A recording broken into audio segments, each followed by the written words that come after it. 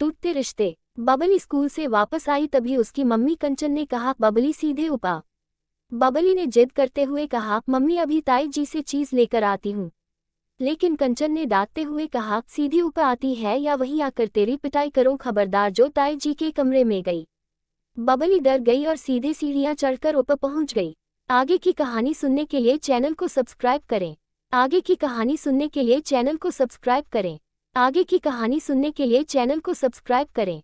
माँ के ऊपर गुस्सा करते हुए बोली, क्या हुआ मम्मी, आपको पता है न ताई जी मेरे लिए कुछ न कुछ रखती हैं। अभी स्वीटी भी आ रही होगी, वो सारी चीज उसे दे देंगी।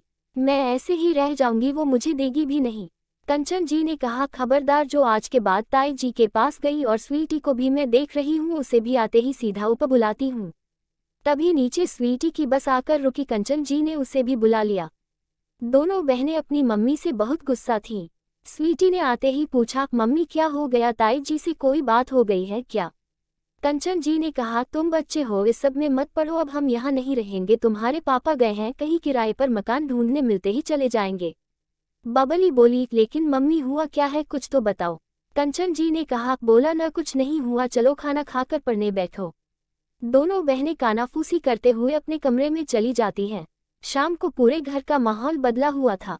कोई भी किसी से बात नहीं कर रहा था।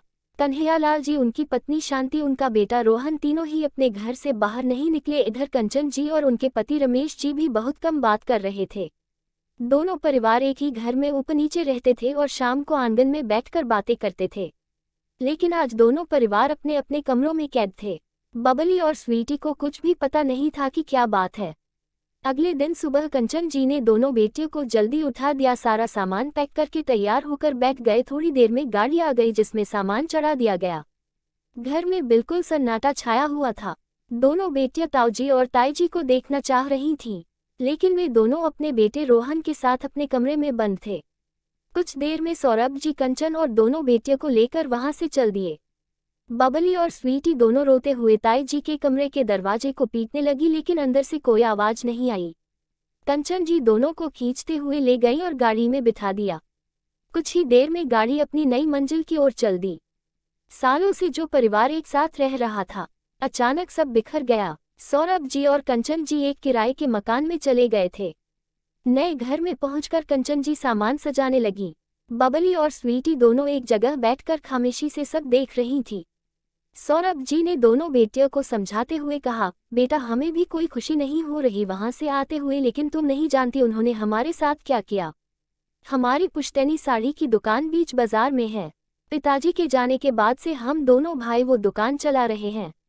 सारा हिसाब भाई साहब देखते थे, लेकिन अभी 10 दिन पहले उन्होंने मुझे बताए बगैर रोहन को नई दुकान खुलवा दी। उस दुकान में पैसा लगा वो हमारी दुकान से ही आया था। जब मैंने पूछा तो कहा उस नई दुकान पर केवल उनके बेटे का हक है। मेरे विरोध करने पर उन्होंने कहा, तेरी तो लड़कियां हैं, तुझे क्या करना है, उनकी शादी का खर्च भी तो इसी दुकान से निकलेगा। इतनी बेईमानी सहकर मैंने मकान और दुकान में से अपना हिस्सा मांगा, तो भाई साहब ने कहा जैसे रह रहे तो रहते रहो, मैं कुछ नहीं दूंगा। इसलिए हम अलग होकर आ गए। मैं अब कपड़े की सप्लाई का काम करूंगा।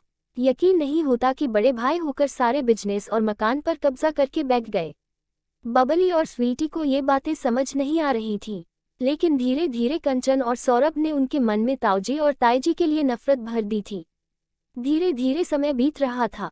अब कभी कभी बाजार में या स्कूल से आते जाते रोहन या ताईजी दिख जाती थी तो दोनों बेटियां उनकी तरफ देखती भी नहीं थीं।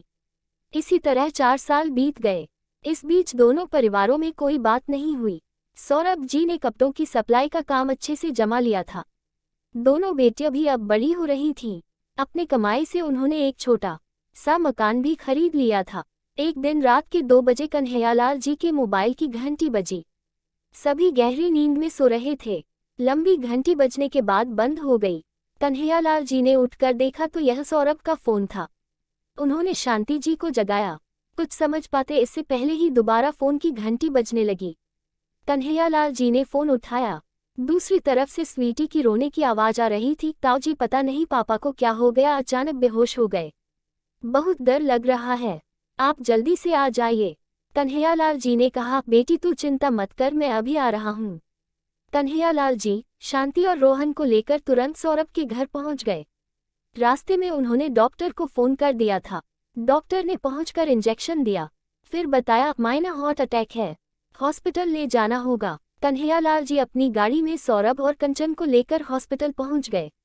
इधर शांति जी दोनों बेटियों को संभालने लगी। सही समय पर इलाज मिल जाने से खतरा टल गया। 2 दिन में सौरभ ठीक हो गया। दोपहर के समय शांति जी दोनों बेटियों को लेकर हॉस्पिटल पहुंच गई। स्वीटी पापा को देखकर रोने लगी। ताऊजी मुझे कुछ समझ नहीं आया, मैंने बस आपको फोन कर दिया। एक बार लगा आप बात नहीं करोगे, लेकिन आपने मेरे पापा को बचा लिया। कन्हैयालाल जी बोले तेरा बाप बाद में है, पहले मेरा छोटा भाई है। कंचन ने कहा दीदी आज आप लोग न होते तो न जाने क्या हो जाता, हमें माफ कर दीजिए। उसकी बात सुनकर सौरभ भी बोल पड़ा, हाँ भैया मुझे माफ कर दीजिए, मुझे आपको छोड़कर नहीं आना चाहिए था। कन्हैयालाल जी बोले तू बस आराम कर, बाकी सब भूल जा, कुछ नहीं हुआ हमारे बीच। तेरे जाने के बाद हमें बहुत पछतावा हुआ। गलती तो इंसान से ही होती है, इसलिए मैंने अपनी पुरानी दुकान तेरी दोनों बेटे के नाम कर दी है। कागज घर पर रखे हैं, भिजवा दूंगा। सौरभ बोला नहीं भैया मुझे कुछ नहीं चाहिए, बस वादा कीजिए अगर मुझे कुछ हो जाए तो मेरे परिवार का ध्यान रखना।